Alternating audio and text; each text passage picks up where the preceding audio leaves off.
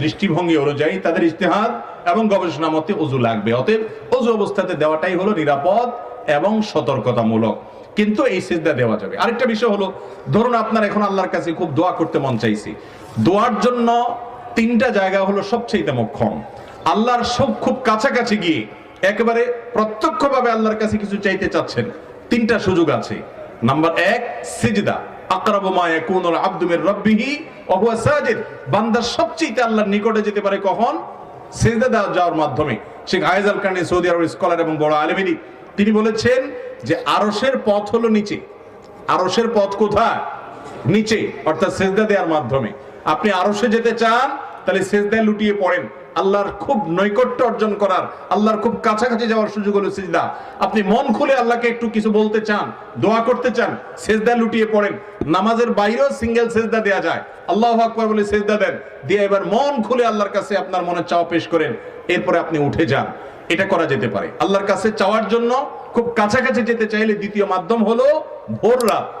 ভোর রাতের সময়টা আল্লাহ একেবারে কাছাকাছি চলে আসেন, বান্দাকে ডেকে ডেকে তার অফার, তার চাহিদাগুলো পূরণ করেন। আর 3 নম্বর, আল্লাহর কাছ থেকে নিজের চাওয়াগুলোকে পূরণ করার অন্যতম বড় মাধ্যম হলো আরাফাতের ময়দানে। যেদিন হাজী সাহেবরা আরাফাতে অবস্থান করেন, সেদিন ওই ময়দানে দাঁড়িয়ে দোয়া করলে সেই দোয়াটাও আল্লাহ তাআলা খুব দ্রুত কবুল করেন। তো যাই হোক, যেটা বলছিলাম, সিজদা শুকরিয়া স্বরূপ যেমন দেওয়া যায়, আল্লাহর কাছে দোয়া করতে মন চাচ্ছে আপনার, এখন সিজদা লুটিয়ে পড়ে চোখের পানি ফেলে আপনি দোয়া করেন, দেখবেন নির্ভার হয়ে যাবেন, হালকা ফিল করবেন। সন্ত্রাসের ভয়ে, কোন ডাকাতের ভয়ে, কোন ব্যক্তির জুলুমের ভয়ে যদি আপনি কাঁদেন, সে কাঁদার ফলে ভাই আপনার মধ্যে অস্থিরতা কাজ করবে, আপনি সন্ত্রস্ত হবেন, বুকটা ভার হয়ে যাবে।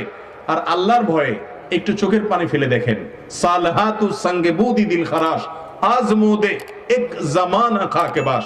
পাথর হয়ে তো বহুদিন ছিলে, কিছুদিন একটু মাটি হয়ে দেখো, একটু কেঁদে দেখো। অনেক যুবক ভাইরা আমাদের আছে, সারা জীবনের জন্য একটা মিনিটের জন্য আল্লাহ তাআলার দরবারে কাদার তৌফিক হয় নাই। বিশেষ করে রমজান আসছে, আপনি আল্লাহর ভয়ে নির্জনে নিজের অপরাধের কথা স্মরণ করে, আল্লাহর পাকড়ার কথা স্মরণ করে, আল্লাহ এত নিয়ামত দিয়েছেন, তারপর আমি নিমক হারামি করেছি, কত নিমক হারামি করেছি, সেজন্য লাজুকতার জায়গা থেকে একটু কান্না করেন। কান্না না আসলে কান্নার ভান করেন, চেষ্টা করেন কাদার।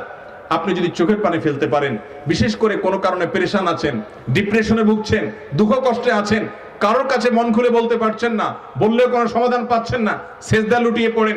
বিশেষ করে ভোর রাতে সারি খেতে উঠেছেন, চলে যান বাড়ির ছাদে, নির্জন কক্ষে, মসজিদে, একাকী, একটু আল্লাহর কাছে সিজদা নিবেদন করে চোখের পানি ফেলে দেখেন। আল্লাহর কসম, যে স্বাদ আপনি পাবেন, এই স্বাদ আপনি কল্পনাও করতে পারবেন না, শুধুমাত্র সিজদা কাদার মাধ্যমে।